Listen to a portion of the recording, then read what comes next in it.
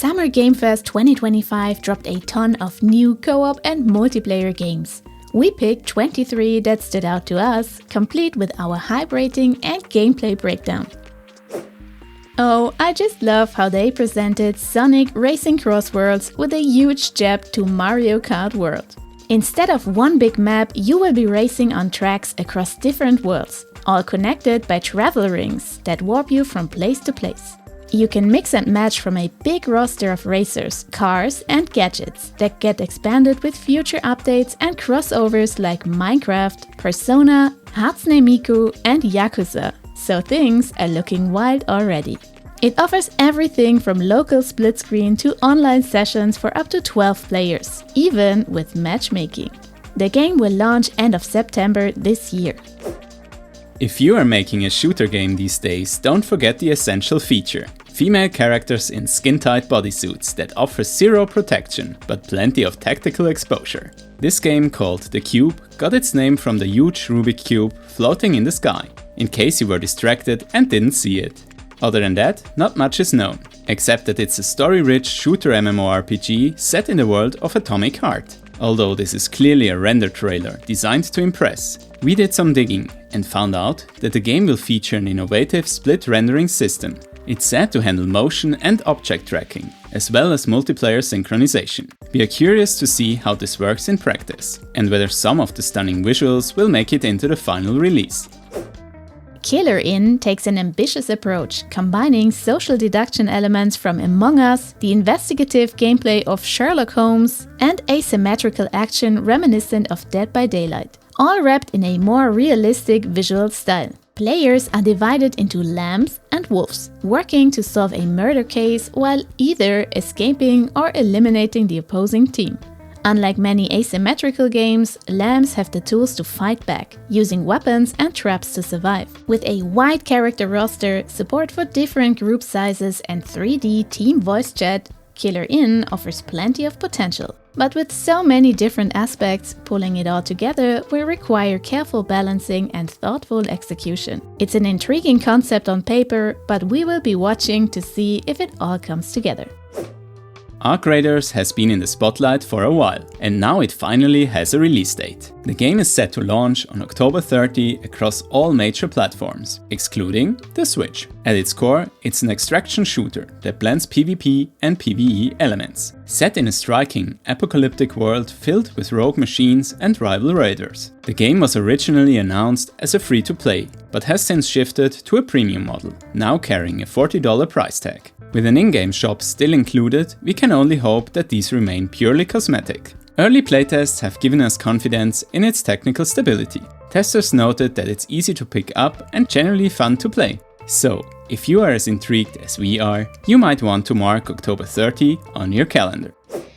If you have ever wished some Game of Thrones characters met their ends as quickly as the good writing did, now is your chance to take matters into your own hands. In War for Westeros, you will command one of the 3 great houses in chaotic, free-for-all battles. Don't feel loyal to any of them? No problem, you can switch sides and play as the Night King himself. The game reimagines iconic battles and turning points from the series, letting you reshape them however you like.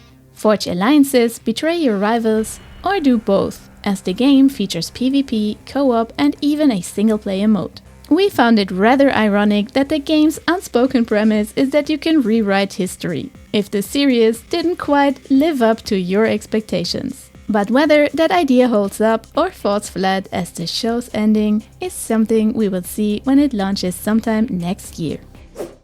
Yet another visually impressive trailer has dropped for the already much hyped Chrono Odyssey. This time, alongside fresh gameplay footage, we finally got a date for the upcoming playtest, June 20 to 22nd. We signed up weeks ago and we're hoping to get in. Fingers crossed. The game is an MMO, featuring unique time-based mechanics that let you stop and rewind time during combat. It offers a vast, seamless open world, filled with dungeons, raids, and a gathering and crafting system that's deeply tied to the game's economy, intended to actually feel meaningful. If you haven't registered yet, but are just as excited as we are, we recommend heading over to Steam and requesting access right after this video. The protagonists of Out of Words are handcrafted, literally. Well, technically, all game protagonists are, but in this case, we mean it in the physical, stop-motion sense. And the attention to detail is everywhere. The entire world is built by hand, and it shows. We absolutely loved the emotional depth and expression on the characters' faces. The concept obviously pulled us in as well. A shared screen co-op adventure in the spirit of Unravel or Split Fiction. You will guide Carla and Kurt as they search for their lost voices, while also casually saving the future of Vocabulantis. And while the characters are mute, communication and cooperation between you and your co-op partner will be key to success in this one. When we think of LEGO games, colorful, humorous spin-offs like LEGO Star Wars or Horizon Zero Dawn immediately come to mind. So we were genuinely surprised when the trailer for LEGO Voyagers dropped. No yellow minifigs, no jokes, just 2 tiny blocks interacting. They tumble around, pick up and place blocks, building structures and solving puzzles as they go. The trailer hints at a wide range of possibilities, highlighting the creativity that makes real LEGO such a unique experience.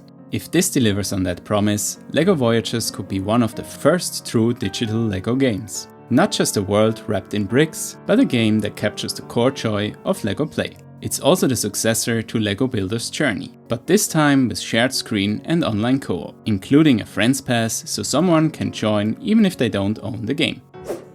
Well, we definitely didn't expect a pixel-style fighting game in the Scott Pilgrim universe to pop up, but here we are. Scott Pilgrim EX is an action-adventure beat-em-up where you can brawl as Scott, Ramona Flowers, or 5 other fan favorites. You will roam a futuristic Toronto overrun by demons, robots, and vegans, obviously.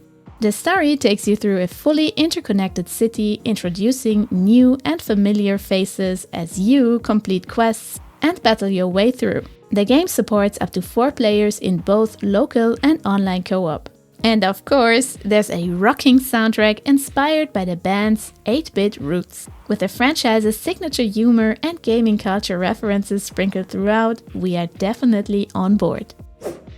And we are back to yellow minifigs, jokes and a LEGO Ned Flanders. LEGO Party mixes the classic party game formula with LEGO flair. But instead of other franchises, it combines different LEGO themes like pirates, space and Ninjago for its minigames. The game supports co-op for up to 4 players, either online or locally via split screen. While they promise billions of brick combinations to customize your character, it's a bit disappointing that this premise doesn't extend to the minigames themselves. And honestly, swapping stars for golden bricks as a collectible doesn't exactly scream innovation. But if you prefer LEGO over Mario, this might just be your kind of party. Oh look, it's Overwatch, but in space. At least, that was our first impression watching the trailer for Wildgate. The animations felt oddly familiar, but on closer inspection, this PvP multiplayer shooter carves out its own identity. With a relic as the big prize, Wildgate mixes in extraction mechanics, elimination gameplay, and absolutely vibrant visuals. But it's not just person versus person. Spaceship battles add an extra strategic layer on top. And speaking of spaceships, outrunning your opponent is also a viable tactic, which is a refreshingly unique twist for once. Eating raw or undercooked poultry can lead to salmonella, and eating raw brains leads to the spread of blight, the namesake disease in Blighted. Health lessons for today, check. If that didn't grab your attention, the game's vibrant, psychedelic visuals definitely will. They hooked us immediately. Blighted drops you into a twisted western nightmare, where you absorb the brain of defeated bosses, gaining their memories but also becoming more infected with blight. The blight itself acts as a dynamic difficulty system, constantly shifting enemies, your character and the world around you. You can tackle the adventure solo or bring a friend along, with a drop-in, drop-out co-op multiplayer. Dying Light the Beast just got a release date, coming to PC, PS5 and Xbox Series on August 22nd. Not only does it bring back Kyle Crane, the hero from Dying Light 1, but it also leans more heavily into the survival horror formula again, which we are more than happy to see. The first game remains one of our absolute favorite co-op experiences in the genre. Parkouring across the rooftops of Haran was incredibly satisfying and atmospheric, especially at night, with zombies in the streets below and the terrifying volatiles right behind you. The pressure, the quick decision making, it was pure adrenaline. In The Beast, we are getting a new woodland map, bigger enemies, more visceral combat, and hooray, the return of vehicles, which gave us some of the most chaotic fun we have ever had in a survival shooter. Showing pizza in a game trailer is always a smart marketing move that works almost as well as any of the late trailers for female characters in The First Descendant. Almost. In Into the Unwell, you and up to 2 friends play as, well, mentally unwell characters trying to get better somehow. We will be real, we are not entirely sure what's going on in this action roguelite. The game's intentionally bizarre world and characters won't be everyone's cartoony cup of tea. But hey, Cuphead proved that there's definitely a market for that kind of thing. Not our kind of market, but maybe yours.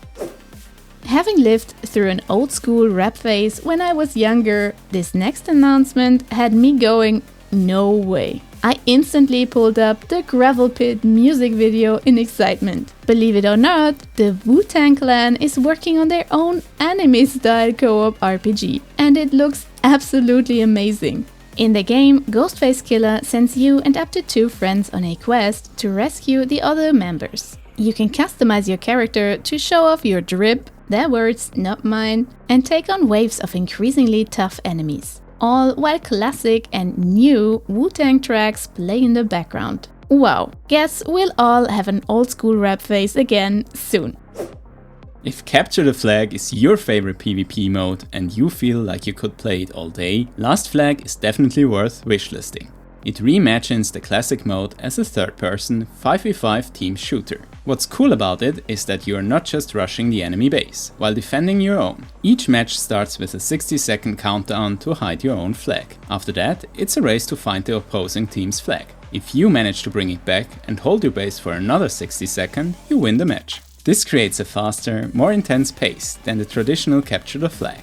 Add to that a roster of unique heroes with signature abilities and beautifully designed maps, and you've got a fresh spin on a classic.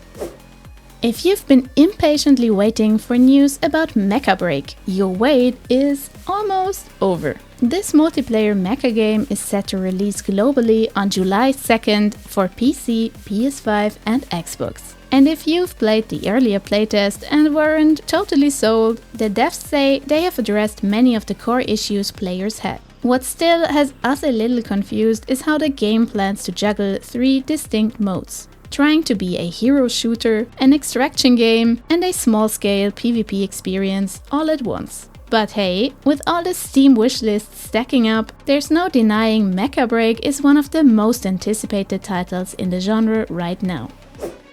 While this game has nothing to do with the Pirates of the Caribbean franchise beyond the setting, we are just here to remind you that the last movie came out 8 years ago. You are welcome. Now back to the game, Ahoy, which feels like it could be the spiritual successor to Assassin's Creed 4 Black Flag. And it's aiming its cannons high. Not only are the ships historically accurate recreations of real vessels, but there's serious ambition on the multiplayer front. Planned modes range from PvP battles with NPC crews to a real standout, fully crewed ships with up to 16 actual players working together in first-person view. Ambitious? Definitely. Intriguing? Absolutely. Guardians of the Wild Sky instantly clicked with us. It looks a lot like a more colorful Enshrouded with airships and creatures. But hold up, is that a ball-shaped item they are throwing on creatures? Well, someone is out on a sprint to be sued. But jokes aside, this sandbox survival crafting adventure with shape-shifting, taming and breeding looks amazing. That makes it perfect as well for fans of Palworld, who love a bit more of a realistic look. Besides that, we are excited for the exploration part, battles on the skyship for up to 5 or even more players at once, coming in Q3 this year. As big fans of medieval settings, the announcement of Chronicles: Medieval having online co-op was like a coronation, which was supposed to be a play of words. But the trailer hints that the players will actually be able to work their ranks up to become king or queen. To get there, This dynamic sandbox RPG combines action and strategy elements, will let you build castles, train your troops and dominate the battlefields. The only thing we don't know anything about is unfortunately where the online co-op comes into play. We don't know what it is about survival crafting on alien worlds, but The Blind Descent instantly had our attention.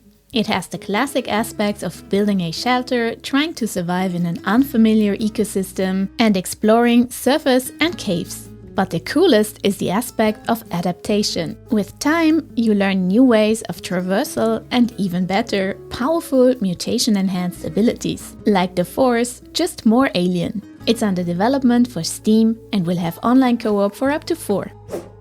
You might be tempted to write off the 7 Deadly Sins Origin as just another Genshin clone. But with a well-known franchise backing it and some generally fresh ideas, it deserves a closer look. The combat appeared smooth, and for an anime-style game, the world showed an impressive level of detail. It actually gave off more of a stylized Zelda vibe, with a story in the background.